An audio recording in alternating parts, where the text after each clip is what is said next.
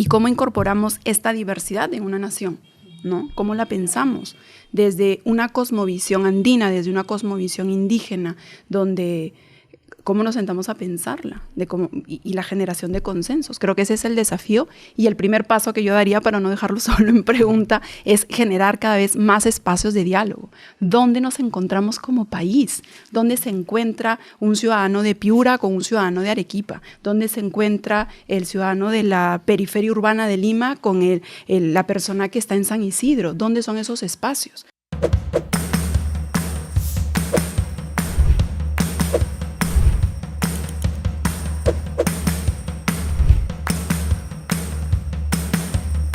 Hola, ¿qué tal? Bienvenidos. Soy Yesenia Álvarez y me gustaría invitarlos a este video podcast Perú, Libro y Posibilidad. Un proyecto del Instituto Pro Libertad con el apoyo de la Fundación Naumann y Países Andinos. Mediante este video podcast intentamos invitar a todos los que nos sigan a reflexionar al Perú a través de sus libros. Queremos contribuir a generar un diálogo sobre cómo podemos ser un mejor país, un país posible, sobre todo en tiempos de discrepancias, en tiempos de polarización y que cada vez es más difícil encontrar espacios de diálogo entre peruanos. A través de este libro que lleva el nombre, parafraseando pues, el gran ensayo del gran Jorge Basadre, que desde muy joven siempre pensó y reflexionó sobre el Perú. Este video podcast, en base a ese ensayo, se llama Perú, Libro y Posibilidad. Me acompaña Diego en la conducción de este programa. Bienvenido, Diego. Es un gusto estar aquí contigo nuevamente en este proyecto. Hola, Yesenia. Muchas gracias. Igualmente para mí es un gusto estar aquí. Este video podcast, Perú, Libro y Posibilidad, es del Instituto Pro Libertad y tiene el apoyo de la Fundación Friedrich Naumann para los países andinos. Y aprovecho también en pedirles al público que pueda seguirnos en nuestras redes sociales por medio de las redes de IPL. Y como justamente lo has comentado, este podcast se inspira en la obra de Jorge Basadre y tenemos en este primer capítulo justamente el libro Perú, Problema y Posibilidad para comentarlo, ¿no? Vamos a hablar sobre esta obra y también sobre el autor, sobre el historiador peruano más famoso no, sino más bien más importante, que trata la etapa republicana del país, ¿no? Y como lo mencionaste, ¿no? Jorge Basadre con este libro nos hace reflexionar sobre los problemas que tiene el Perú, sobre el pasado del Perú, sobre su presente, pero también sobre su porvenir, ¿no? Y que ante esto es justamente el Perú es también una posibilidad. Hoy nos acompañan Catherine Alba y Paul Laurent. Catherine Alba es especialista en educación y la conozco hace bastante tiempo, siempre liderando y participando de proyectos que tratan de reflexionar sobre el país y cómo podemos ser un mejor Perú. Catherine, bienvenida. Gracias por acompañarnos. Muchísimas gracias, Yesenia, Diego. De verdad, muy honrada de estar aquí. Gracias, Katy. Y también Paul Laurent, escritor y ensayista, que nos acompaña en este momento y con el cual, a quien conozco también hace mucho tiempo y con el cual siempre hemos compartido gratas conversaciones sobre el país, sobre su historia, así que va a ser muy gratificante compartir con ellos esta conversación, de invitar a través de este video podcast a conocer el país, a pensar el país a través de sus libros. Y en este primer capítulo, como ha señalado Diego, empezamos con el libro de Jorge Basadre, o el ensayo Perú, Problema y Posibilidad. Y quiero empezar leyendo esta famosa frase que cada vez que se lee o se ve en algún lado, no importa el momento, se sabe que estamos hablando de Perú, ¿no? Dice: quienes únicamente se solazan con el pasado ignoran que el Perú, el verdadero Perú, es todavía un problema. Quienes caen en la amargura, en el pesimismo, en el desencanto, ignoran que el Perú es aún una posibilidad. Problema es, en efecto, y por desgracia, el Perú, pero también, felizmente, posibilidad. Con esta reflexión los dejo para empezar con el libro. ¿Qué les ha parecido a ustedes esta lectura y esta relectura o relectura de este ensayo? ¿Y qué es lo que más les ha llamado la atención, ¿no? Si está conectado con el Perú del 2023, este ensayo que es de 1931. En mi caso, es una relectura. Después de 30 años, encuentro cosas, que esa es la ventaja de las relecturas, ¿no? Encontrar cosas que en su momento no advertidas. Para empezar, darme cuenta que Basadre, cuando publica este libro, tenía menos de 30 años. Bastante joven. Bastante joven, tenía 27, 28 años, en los años 20, que empiezan a sacar sus primeros libros, entre ellos Mariátegui, por ejemplo.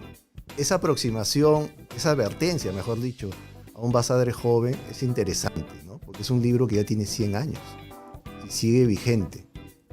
En el plano del ideal de que no hay que asustarnos con los problemas, que los problemas es vitalidad en la sociedad, y que hay que afrontar las cosas como corresponde siempre, ¿no? Como la vida misma. Claro, la parte de la esperanza que él menciona, ¿no? Y que hace esa comparación con los individuos. Si los individuos tienen problemas, pueden, digamos, resolverlos. Exacto.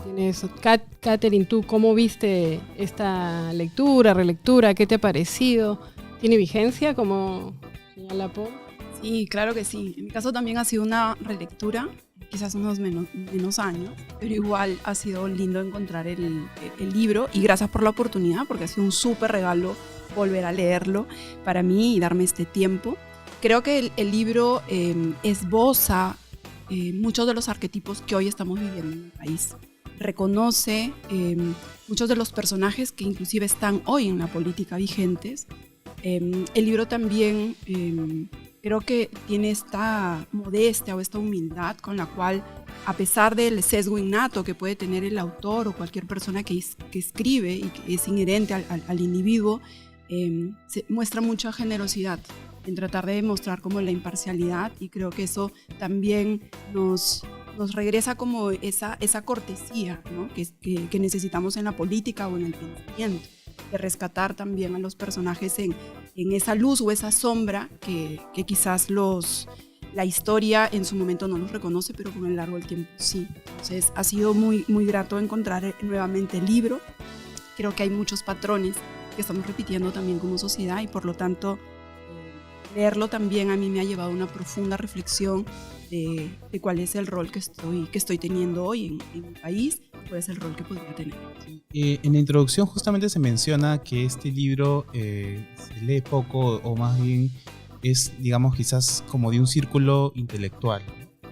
De un círculo un poco cerrado, y que debería leerse más, ¿no? ¿Ustedes coinciden con esta perspectiva? No sé, Paul, ¿tú crees que justamente, como mencionas, que cobra vigencia esta obra?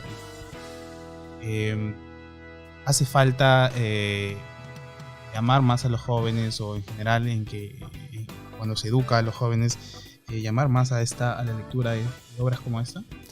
Yo creo que sí. En líneas generales se lee poco siempre, lamentablemente. No hay que engañarlos, ¿no? Es una pequeña élite la que lee. Cuando digo pequeña élite no es por privilegio y todo, es porque los demás decidieron no participar de las lecturas. Así de simple, ¿no? Y esto es interesante porque, decía, Basadre es un joven de 28 años, escribe un buen libro. O sea, el libro, de paso, está muy bien escrito.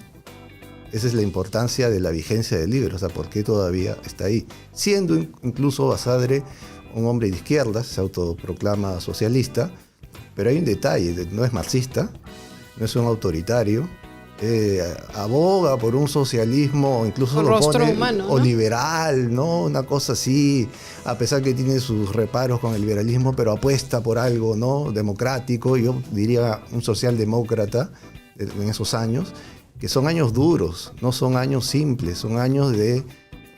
había caído Leguía, había entrado Sánchez Cerro, que planteaba un esquema no precisamente muy democrático de libertades civiles. El otro candidato, que es derrotado en las urnas, allá en La Torre, era tan radical como Sánchez Cerro, con todo lo que significa, ¿no? Frente a un país que quiere progresar, son dos tipos que plantean la regresión. Ese es el país que no le gusta a Basadre, y pues ese es el motivo por el cual escribe. Además es un hombre, como parte de su generación, muy golpeado por la dictadura de Leguía. Es decir, estamos ante un muchacho que decide ofrecer esto y pasados 100 años, como dices, poca gente lo conoce, solo conoce el título del libro y lo cita y no lo ha leído, ¿no? Y claro, o sea, cruzar más allá de que sea para intelectuales o para historiadores, ¿no? Entender a Basadre como ese querer reflexionar sobre el país desde la disciplina, desde lo que hagamos, ¿no? Entonces él me parece bastante relevante, por eso lo elegimos, como tú señalas, al margen de sus ideas, que incluso las explica, pero no dejan de mostrar a un Basadre con sentimientos, con esa preocupación social. No sé si carecemos ahora de eso, no quisiera hacer ese tipo de comparaciones, pero Basadre menciona a lo largo de todo el libro, hace 100 años, ¿no? Que todavía nos falta, ¿no? Que estamos en proceso, ¿no? ¿Qué sienten ustedes cuando él en los años 30 y ahora estamos en el 2023, todavía no hay una síntesis del Perú? Él siente como que el proyecto no está arquitecturado, lo menciona, ¿no? Todavía estamos en proceso de ser un país, ¿no? Una nación. Bueno, también estaban todas estas revueltas, Leguía, golpes, masacres también, ¿no? En un país así es muy difícil sentarse en paz, tranquilo y pensar. Sin embargo, estas personas, con su juventud, lo hicieron. Con ideas que uno no comparte, o sea, es al margen de eso, ¿no? Eso es valioso. Sí, bastante. Eso que acabas de decir, ¿no? Sentarse, vamos a pensar. Parece que eso nos faltara ahora, ¿no, Katy? Yo creo que son tiempos distintos. Creo que sí hay una cierta preocupación en las nuevas generaciones por lo que está pasando, pero creo que no con un pensamiento tan profundo. Creo que hay una mirada mucho más mediática a lo que sucede o inmediata, por así decirlo. Pero sí creo que apelando un poco a la pregunta de que cómo hacemos que este libro pueda llegar a más peruanos, a más peruanas en su reflexión, más allá de lo que comenta Paul, de que en el Perú no se lee mucho, y creo que este es un espacio válido para generar esta provocación, esa curiosidad de qué ha dado este libro y qué lo hace tan apasionante. Yo creo que hay cosas que los libros marcan para las nuevas generaciones. Cuando yo leí este libro, recuerdo mucho que me conmovió cuando él habla de los podridos, de los congelados y de los incendiarios, ¿no? Y creo que ahora también hay una generación bastante reactiva, ¿no? Y como él lo dice, como esta persona que puede de alguna forma generar esta acción, esta movilización ciudadana, pero al final se quema en esto, no construye. Exactamente. Entonces, creo que allí este libro sí creo que podría ser parte de una construcción ciudadana actualmente y nos invita a mirar lo que creo que se está repitiendo. Entonces, aprender a romper estos ciclos, creo que es una muy buena oportunidad que nos da el libro. Sí, ¿no? Ese proceso de pensar, o sea, esa precisión que tenía también para identificar a todos este tipo de personalidades o personajes o roles que estaban dentro de esa sociedad en formación. Él, fiel también al tema de la historia, él menciona de que se puede ir hacia el pasado, ¿no? Incluso en el libro es del 31, tiene un Basadre que escribe en el 31 y luego hace unas reconsideraciones hacia el 78, si no me equivoco. Y se nota la diferencia, incluso la palabra democracia no aparece antes y aparece la democracia más vinculada a las ideas liberales. Y también incluso aparece ya la palabra capitalismo en sus reconsideraciones.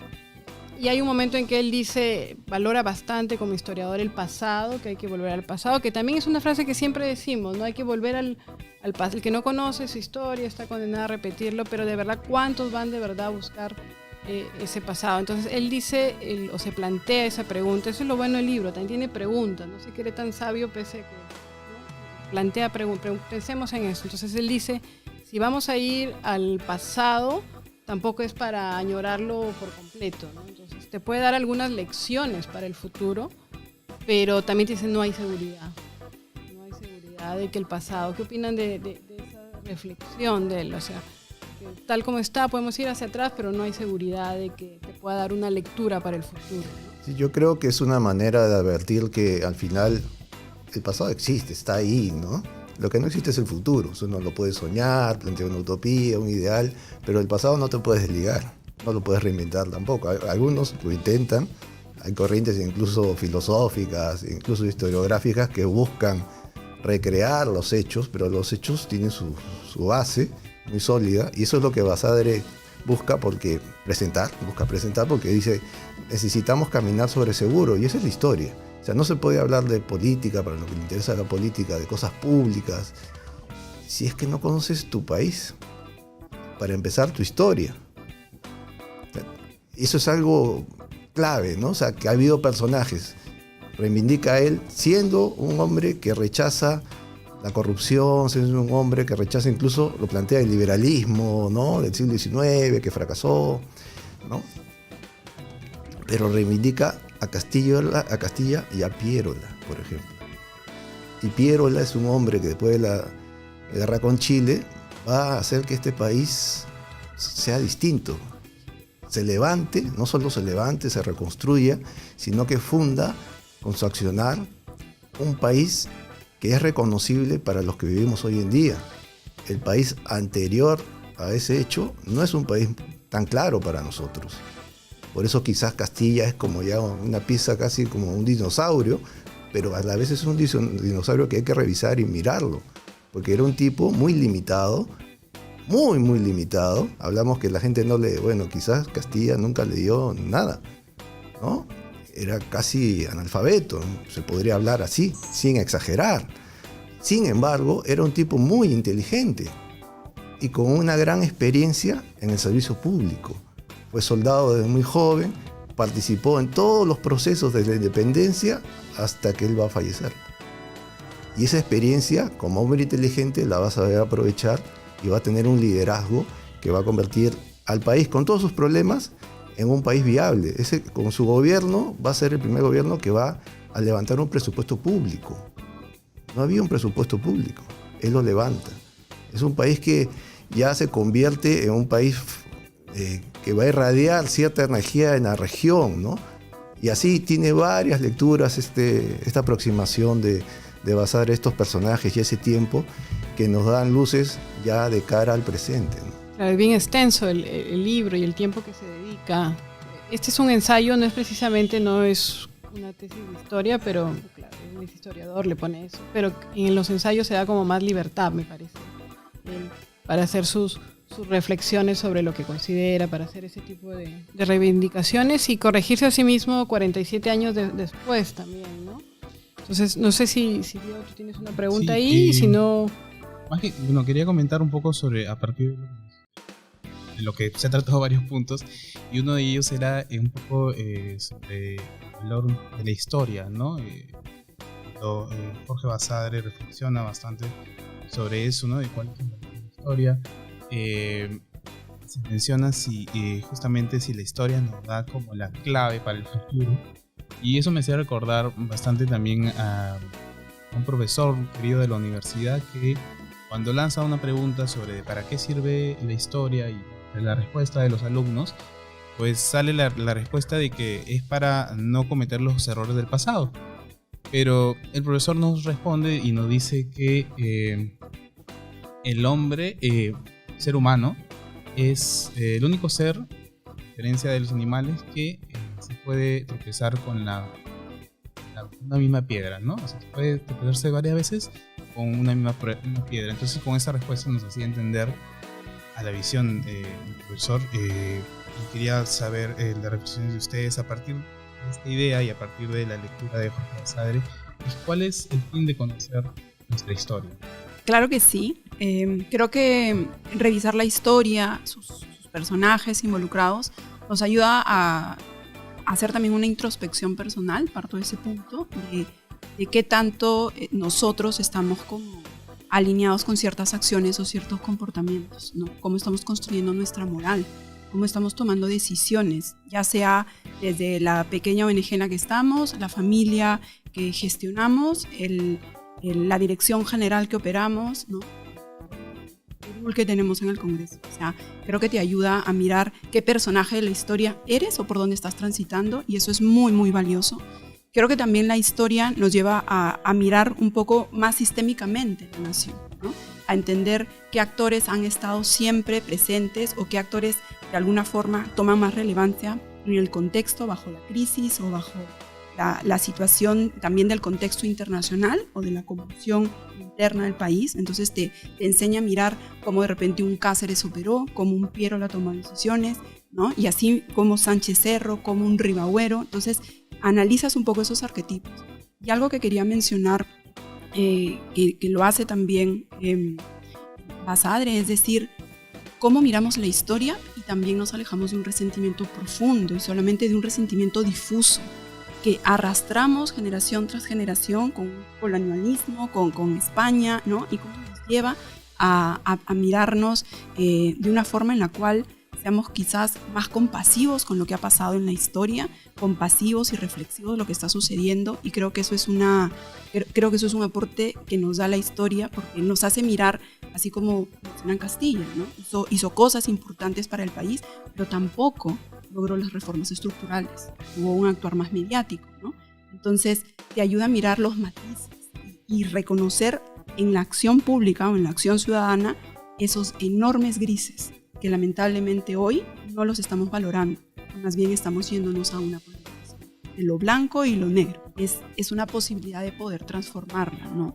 De poder aproximarnos a este reconocimiento de lo que nos ha sucedido o lo que ha sucedido con una mirada distinta, y sí creo que es nuevamente un acto de modestia, de generosidad y también de eficiencia. O sea, si lo que queremos ver ahora como país, queremos vernos como un país posible, pero como un país posible tenemos que entender, por ejemplo, que los retos que hoy enfrentamos, la crisis global, ¿no? La exponenciación de la tecnología, todos los retos que vienen requieren que los estados, que los países, que los gobiernos, ya sean subnacionales o internacionales, tengan un sentido de colaboración. Y el resentimiento no permite colaborar a una escala que nos permita una acción colectiva de cambio. Los desafíos que tenemos son gigantes, tenemos tsunamis por todo lado. Necesitamos activarlo de una manera en la cual no puedo trabajar contigo por discrepancias y por heridas pasadas. Solo ahí para mencionar, o sea, la humanidad ha tenido procesos de enfrentamiento muy duros, no solamente en el caso de Perú, pero si nos ponemos a pensar lo que estamos viviendo actualmente en otros países, la guerra que estamos viviendo ahora, las invasiones que estamos viendo, o por ejemplo el caso de Alemania y todo el proceso de reconciliación que tuvo. Entonces sí, también es posible. Claro, como sentimiento humano, ¿no? Eso podría diferenciarse, ya saliendo un poco del libro, ¿no? Porque parece que en un momento fuera a hablar de que hay razones para resentirnos, ¿no? O sea, sí hay razones para estar resentidos con el Estado, resentidos con el sistema. Mira, ahí está Tacna. Frustrados, ¿no?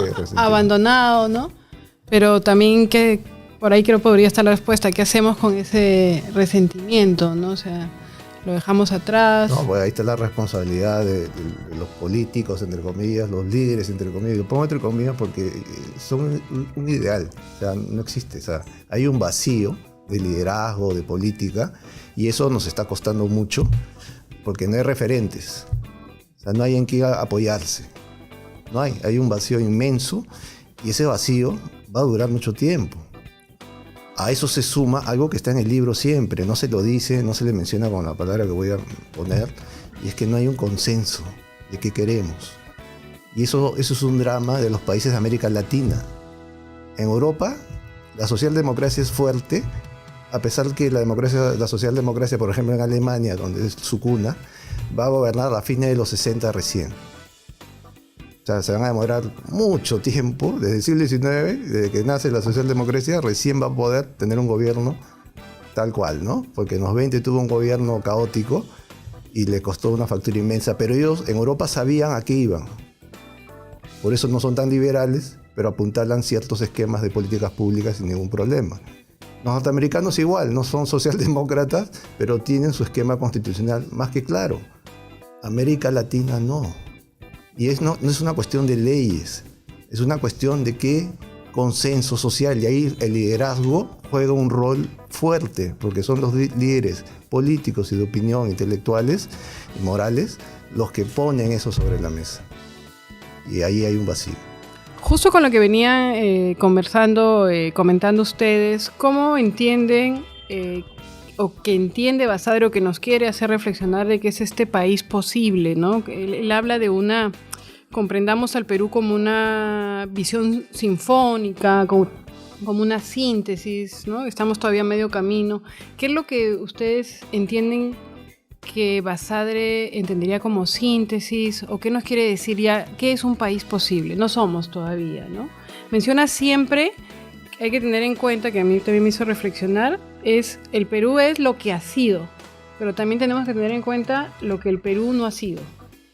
Entonces, ¿qué es lo que cuando estamos hablando ya queremos ser? Lo hemos hablado en ¿qué entienden ustedes? ¿Qué sería un Perú posible en los 30?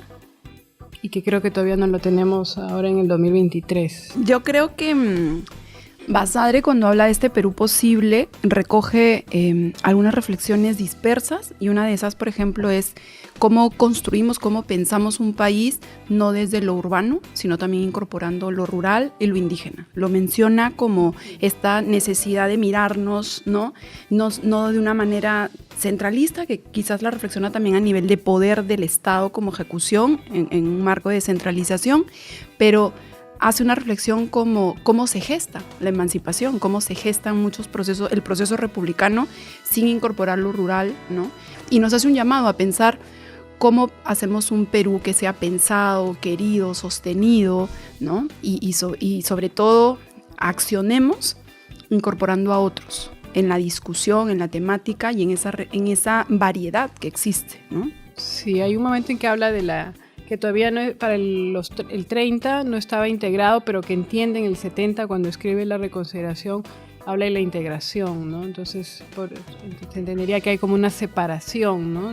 Él también hace una reflexión sobre cómo entendemos al Perú en su variedad idiomática, ¿no? Y por ejemplo, hace una reflexión de los grandes esfuerzos que se hizo en educación para que a través de los libros y el proceso educativo se genere salir del analfabetismo, por ejemplo, pero no se logró, y fue quizás a través de la radio y otros elementos, ¿no? Y si hacemos un símil con lo que estamos viviendo hoy, es quizás la virtualidad que nos haga seguir creciendo en esta brecha del conocimiento y de la educación que tenemos en el país.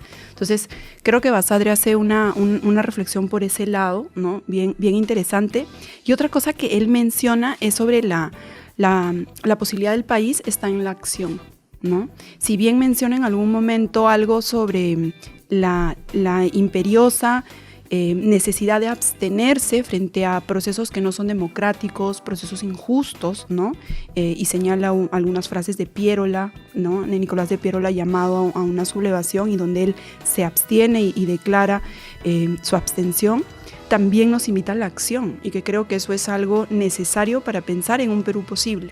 Si muchos de nosotros estamos en esta acción pública, civil, familiar, ¿no? Actuando de una forma poco consciente, porque también hace la reflexión de esta conciencia, va a ser muy difícil construir un Perú posible. Hay una parte en que Basadre menciona en Perú problema y posibilidad, que habla del nacionalismo. Entonces, cuando él dice el nacionalismo puede ser perjudicial para otros, pero para el Perú es necesario. ¿Qué idea le sugiere, ¿no? O sea, que con esta concepción del porvenir, de que tenemos que hacer las cosas pensando en el pasado, pero pensando en el porvenir, no deberíamos hablar de patria, porque patria comprende solo a los padres. O sea, es mirar al pasado, él dice patrifilia. O sea, debemos pensar padres e hijos, debemos pensar hacia adelante. Entonces, yo intuyo que al hablar de que el nacionalismo es malo para otros, pero bueno para el Perú, de repente está asociado con lo que hace un momento mencionó Katy, ese deseo de pensar o de accionar, hacer algo por el Perú. Lo entiende él como, o sea, por preocuparse por el país lo entiende como nacionalista, pero no creo que esté pensando en ese nacionalismo radical, por eso hace la diferencia, ¿no? No sé qué idea le sugiere esta...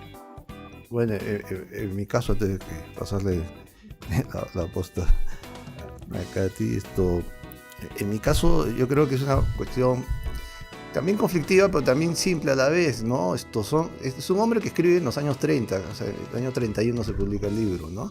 Ahí no hay liberalismo, no hay una visión sofisticada de la vida política, pero yo veo su, entre comillas, nacionalismo como una especie de pensar en el bien común, la importancia de que hay que generar nuevamente consensos y y tenemos una tradición histórica muy fuerte que nos ha enseñado cosas y que no puede ser soslayado.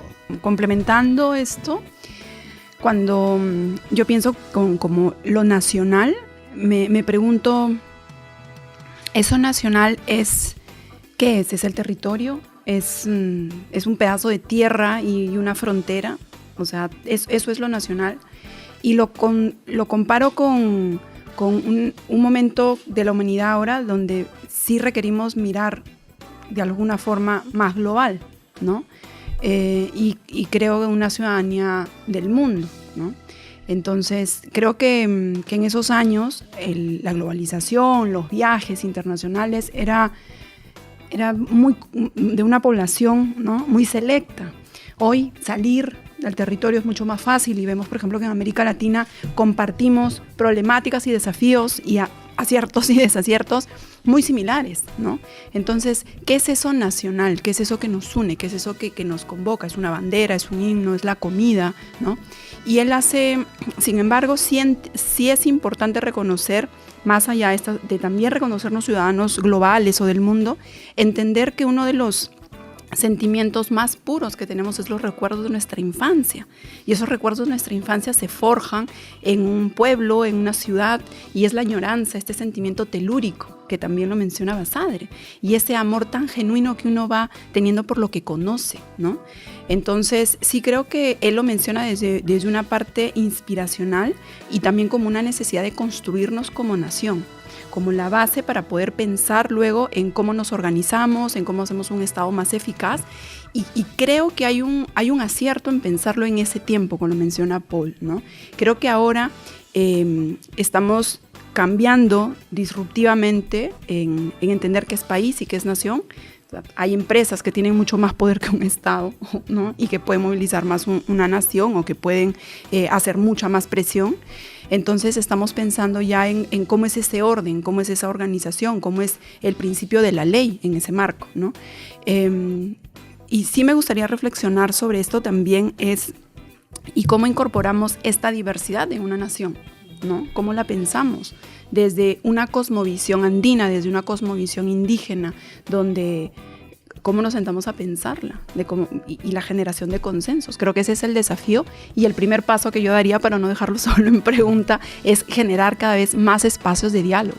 ¿Dónde nos encontramos como país? ¿Dónde se encuentra un ciudadano de Piura con un ciudadano de Arequipa? ¿Dónde se encuentra el ciudadano de la periferia urbana de Lima con la persona que está en San Isidro? ¿Dónde son esos espacios? Entonces, creo que ahí tenemos mucho como para seguir discutiendo, ¿no? Sí, cada vez es más difícil. De hecho, esta iniciativa nace de ver esa ausencia, ese vacío de espacios de diálogo, incluso conversar ideas similares, pero también las ideas que discrepan y que a veces puedes coincidir un buen porcentaje, pero por una que discrepa genera la separación, ¿no? Entonces, ahí me gustaría invitarlos a irnos a la parte ya para ir un poco poniendo el cierre o terminando las reflexiones, ¿no? Hay una parte que él llama las razones para dudar, ¿no? Hablamos de este país posible y él dice que hay razones para dudar, ¿no? Hay una parte también que me movió, que habló de país, el Perú, un país de espíritus pobres, ¿no? Pero no se refería a la pobreza económica o monetaria o material, que sí le interesa también en el libro, se refería, digamos, a no tener una conciencia del país o de amar el país, ¿no? Dice, carecemos de victorias y de grandes hombres, dice, ¿no? Pero hay que hacer la referencia que en esa época pues no había esta cuestión de incluir a las mujeres, entonces, digamos, haciendo esa acotación, ¿no? Ya ha pasado bastante tiempo también. Y dice, nuestra historia es propicia a dos clases de sugestiones literarias, ¿no? La del panfleto o la de la novela de aventuras, dice, ¿no? El país oscila entre la dictadura y la anarquía, ¿no? Nuestra hacienda está empeñada. El separatismo, el indigenismo puro y anticivilizado, el antilimeñismo envidioso, el limeñismo pediante, minorías intelectuales que han sido en gran parte orgullosas y egoístas y las masas no las han respetado ni seguido, el complejo de inferioridad. Este es un país imposible, ¿no? O sea, él no llega a decir, lleva a muchos a pensar, ¿no?, que es un mal endémico, ¿no? La frase, este es un país imposible, ¿no? Entonces, ¿qué piensan ustedes sobre las razones para dudar? Luego él hace un balance, ¿no? Que podríamos estar mejor y por eso recupera de nuevo el tema de la esperanza. Él cree que vamos a salir de esto. Aquí estamos, todavía creo que no salimos, creo que estamos ahí en hacer una síntesis, una integración, o en que la respuesta tal vez la puede dar el liberalismo, ¿no? Que el liberalismo te dice, ¿no? Cómo pueden convivir proyectos de vida diferentes, ¿no? ¿Qué opinan de esto de Basadre? Las razones que llevan a dudar de que seamos un país posible, ¿no? Lástima que él no tenga una aproximación, doctrinaria al liberalismo, ¿no? Porque no le interesaba, en general no solo a él, al mundo del siglo XX no le interesó el liberalismo. Lo curioso es que cuando hace sus reconsideraciones, él dice, bueno, aquí fui muy áspero, pero nuevamente el liberalismo como que es, ¿no? O si lo menciona, lo pone en un plano romántico, ¿no?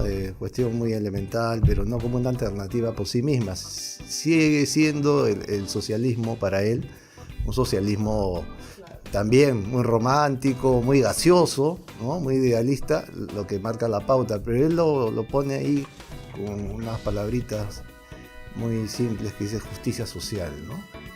Su socialismo se reduce a eso. Y eso nos habla que no es propiamente un socialista de línea dura, ni nada parecido, como lo quieren vender algunos, ¿no?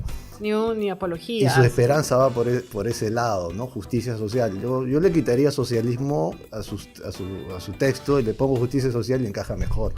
Claro. ¿No? A la verdad. Tiene un sentido de justicia. Y muy fuerte, porque lo va a acompañar toda la vida, ¿no? O sea, toda la vida él va a pensar eso, ¿no? Pero nuevamente, el liberalismo no está. Y eso es lo que hace que Basadre también se ponga en un plano a lo Mariátegui, por un lado, a pesar que también otro punto es que corrige mucho a Mariátegui, elegantemente, con mucha suavidad, ¿no? Pero lo corrige. A diferencia de Prada, ¿no? Que sí lo... No, sí le da duro, le da durísimo. Pero curioso porque este libro no es muy conocido, no es muy leído, solo se cita el título del libro, pero poca gente lo ha leído. Y la frase que leí, ¿no? Pero Mariátegui, sí. Los 7 ensayos sí son leídos. Ese es un libro que tiene una cantidad de ediciones, creo que estará por las 60.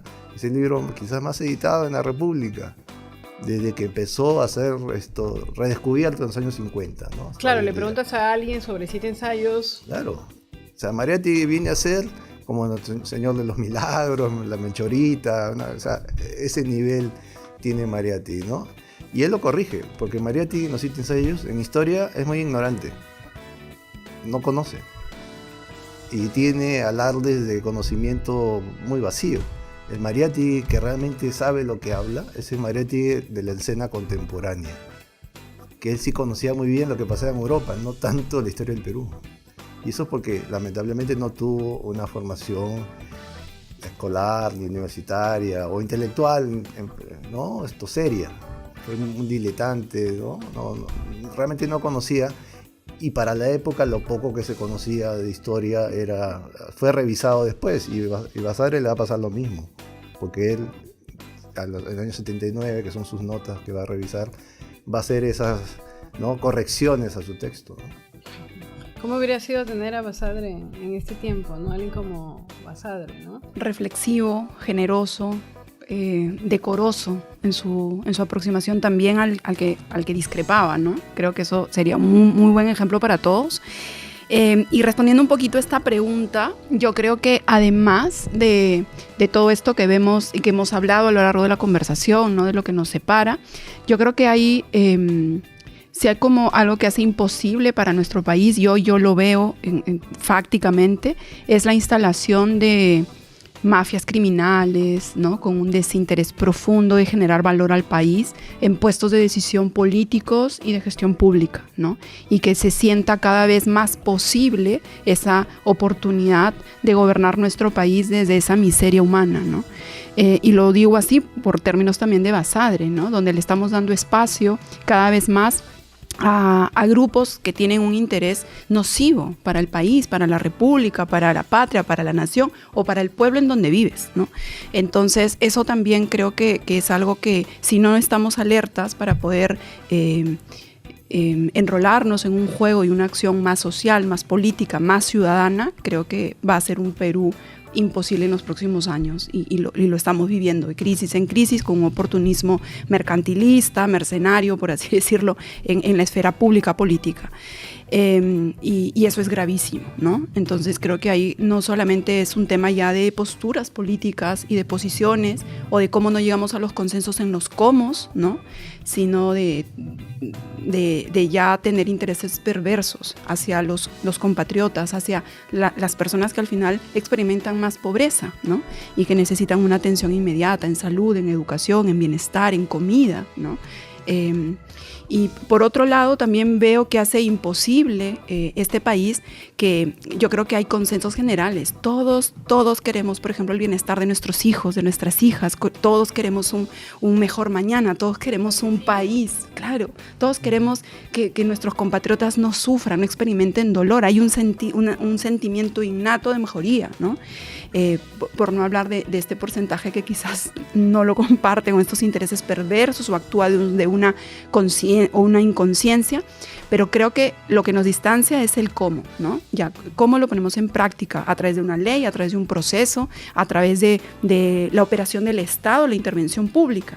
Y ahí solamente hacer un paréntesis, por ejemplo, ¿no? En concreto, si nosotros queremos llevar, por ejemplo, esta intención o este libro, ¿no? Movemos el aparataje público, movemos al proceso de aprendizaje, movemos la escuela y la universidad para hacerlo masivo, con una intencionalidad de intervención pública para que esto llegue, o seguimos esperando que sea, ¿no?, el ciudadano inspirado o la familia letrada, ¿no?, instruida, que siga decantando este conocimiento a las generaciones. Entonces, a mí este libro no llegó por la escuela ni por la universidad, llegó por mi abuelo, ¿no? Entonces, gracias a él pudo llegar a mí en su momento, que claro, en ese momento me parecía aburridísimo y no lo leí, pero luego lo llegué a leer. Entonces, ¿cómo hacemos esta practicidad también en la realidad, ¿no? Y como lo dice Basadre, aterrizando esta capacidad intelectual que quizás algunos de nuestros pensadores y nuestras pensadoras tienen en el país, a acciones concretas, ¿no?, que pueden deslindar un poco del mensaje grande de la acción, pero que al final pueden tener enormes resultados, ¿no? Y finalmente creo que me quiero referir a la niñez, ¿no? Nosotros vivimos en un Perú, en un país que desdeña a la niñez, ¿no? Que no tiene una conciencia de cómo se forma, cómo se gesta desde el espacio público que no existe para este desarrollo, o desde lo que reciben, ¿no? Y bueno, decimos es la esfera de la familia, pero ¿qué tipo de familia tenemos en el país, ¿no? Familias que cada vez crecen en el tema de violencia, por ejemplo, también, ¿no? Entonces, ¿cómo vamos arrastrando patrones estructurales sociales y no reconocemos un espacio como la escuela, por ejemplo, que puede ser una segunda oportunidad de vida, la escuela o la universidad, ¿no? Y ahí solo chiquitito, a mí el pensamiento liberal llega en la universidad pública, en la Universidad Nacional Pedro Ruiz Gallo, a través del IPL, la Fundación Nauma, y de cual estoy muy agradecida, ¿no? Sin esa posibilidad de aprendizaje, yo no sé si estaría en esta mesa de discusión. Gracias Katy, porque creemos que nuestro esfuerzo es pequeño con todo lo que falta hacer por el país, ¿no? Cuando hablas sobre los hijos, sobre el futuro, ¿no? Creo que eso estaba presente aquí, esa preocupación de qué país vamos a dejar, porque cada vez parece más imposible lograrlo, ¿no? El mío es al toque nomás también es una relectura, y lo leí hace tiempo, es diferente, lo leí hace un mes y lo volví a leer hace poco para meternos acá en esta discusión. Y ahí me metí un poco más en el contexto y esta violencia que mencionas, o esta normalización de tomar odios porque piensan distinto, ¿no? También estaba en esa época, ¿no? En lo que estaba alrededor, había odios encarnizados, entonces parece que no lo hemos superado. Es distinto, a pesar de que él habla de que hay una continuidad y cada parte, el Perú es una continuidad, y él se refiere que en la medida en que te parezcas menos en el problema y más a la posibilidad de las partes anteriores, va a ser un país posible, pero creo que ahí también está difícil solucionar el tema de la violencia o el odiarse por pensar distinto. O sea, ¿cómo caminas después de que en redes sociales por la calle de pensar que el que piensa diferente no se merece vivir, o no se merece este país, o no se merece tal cosa por pensar de tal manera? ¿Cómo vas al mismo supermercado? ¿Cómo vas al mismo mercado? ¿Cómo vas a la misma escuela, ¿no? Entonces creo que es un problema grande el que tenemos, y ojalá que este es un esfuerzo pequeño de intentar reflexionar sobre cómo podemos ser un mejor país fuera de la academia, ¿no? Fuera de la historia y los intelectuales están pensando ahí, sino, como tú lo dijiste, verlo como ciudadanos, ¿no? Cómo empezamos a pensar. Y ahí nomás lo dejaría a Diego para no quitarle más tiempo. Ahí tenemos otro problema. El costo de hacer esto en el ciudadano es alto. Tal como está la situación económica, tienen que resolver su día a día. Entonces, acceder a este tipo de conocimiento, estas discusiones, es un costo alto. Implica, incluso para entender los problemas actuales, coyunturas que no voy a mencionar del país, es enrevesado. O sea, necesitas por lo menos un momento en poner qué pasó primero, qué pasó después, y para saber quién fue el corrupto y quién no fue el corrupto, y entender y formar una opinión, cuesta. Entonces, tenemos muchas cosas en contra, y cada vez el costo es más alto para que el ciudadano pueda formarse, tomar una decisión, formarse una opinión y, bueno, tomar un rumbo, ¿no? Porque estamos, creo yo, sí lejos de la posibilidad, tal como estamos. Pero no hay que perder la esperanza. Lo dejo a Diego también ahí. Sí, no, simplemente a partir justamente de tus comentarios, Katy, a partir de los comentarios en general de toda la mesa, y volviendo, ¿no?, a esta palabra patria, que era es la tierra de los padres, y por eso Basadre propone Patrifilitria como la tierra de los padres y la tierra de los hijos.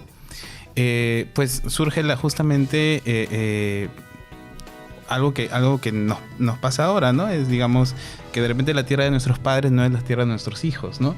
Y la tierra de los padres, por ejemplo, de quienes han tenido que venir a Perú para buscar justamente un futuro, va a ser la tierra de sus hijos, ¿no? Entonces, cuando estamos en la búsqueda de este mejor país, creo que el Perú ya no es, y tampoco fue antes, solo de los peruanos, ¿no? Sino es de los peruanos y los que estamos finalmente aquí en el país buscando una mejora, un cambio, y buscando que no pase lo que quizás ya pasó con estos países que por ahora parece que se han perdido, ¿no? Que son imposibles, quizás. Como un mensaje que me parece interesante, a partir de esta palabra que propone Patrifilitria, Basadre en vez de patria, creo que vemos quiénes estamos incluidos en la búsqueda de este mejor país, y quiénes son los que tenemos que actuar justamente en que estas mafias no se apoderen del país, o que no terminen de apoderarse del país, ¿no?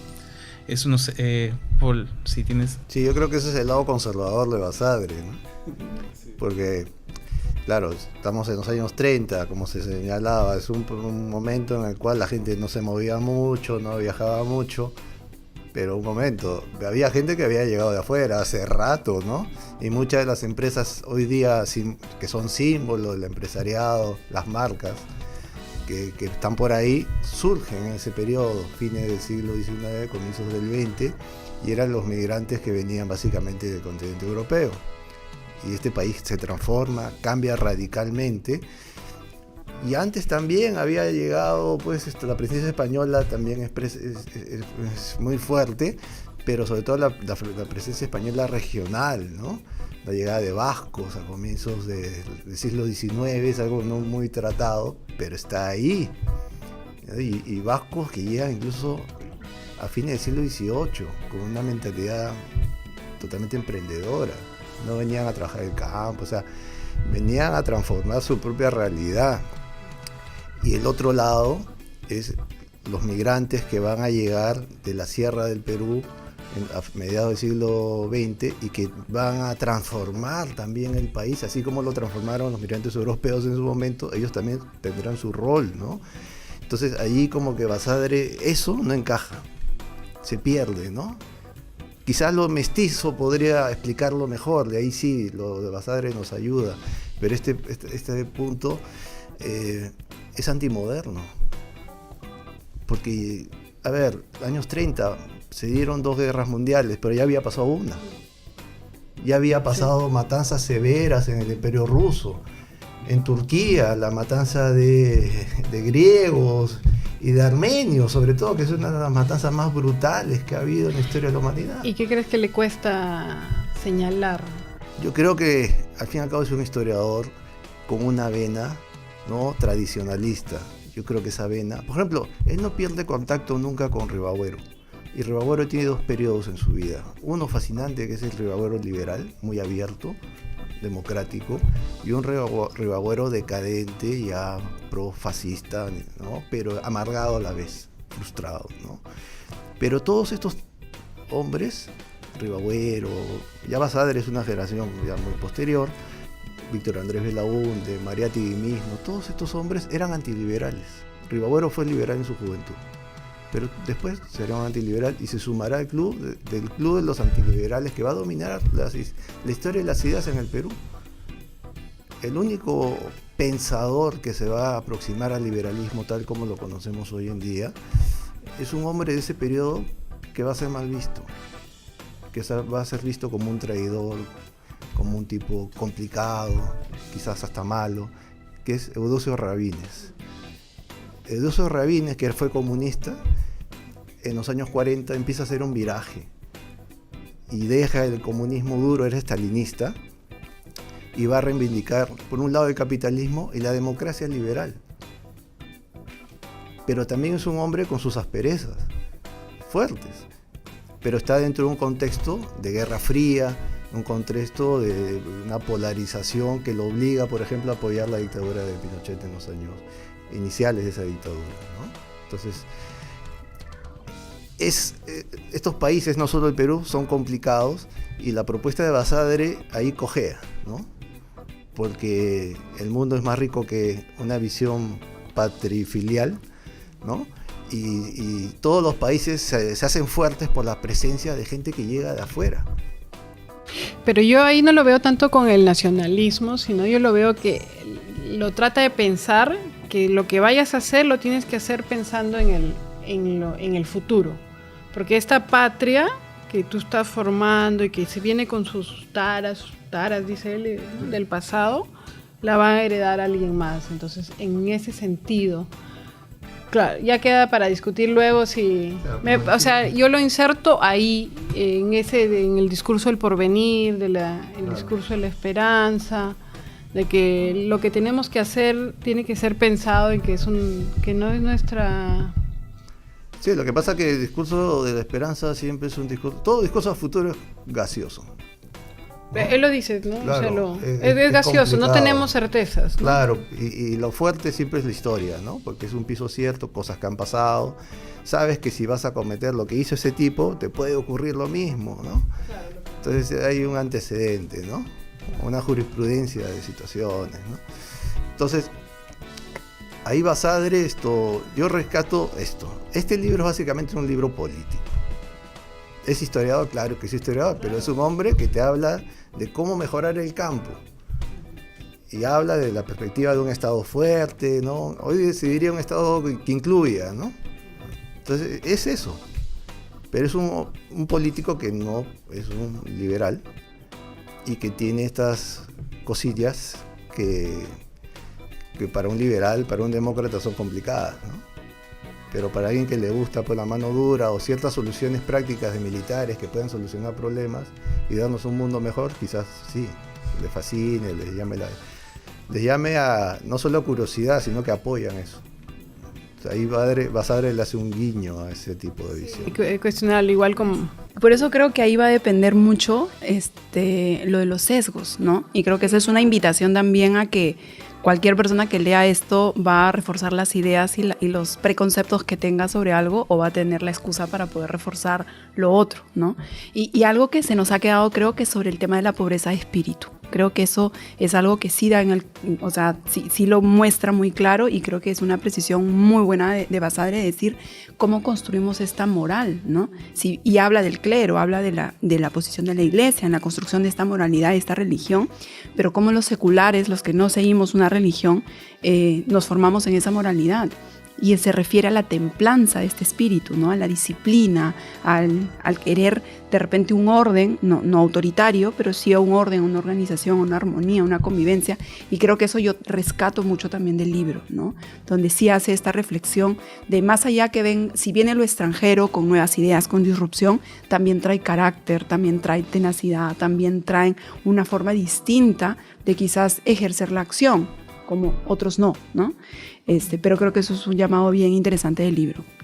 Gracias, Gati. Estamos llegando ya a la parte final. Ya han contestado en parte, leyendo esto, obviamente, el saber leerlo con los sesgos y con las cosas que dice y no dice, y que incluso poder diferenciar los mismos que han preparado este libro dicen que dijo, ¿no? Entonces, ese es lo bueno de leerlo, de poder aprender a reconocer qué rescatamos de este libro, ¿no? Entonces, lo dijeron un poco en este momento, pero ya para cerrar, si tuvieran que recomendarle a nuestros seguidores para que le cuenten a otros seguidores por qué deberían vernos, ¿cuál sería la recomendación de por qué tenemos que leer Perú, Problema y Posibilidad?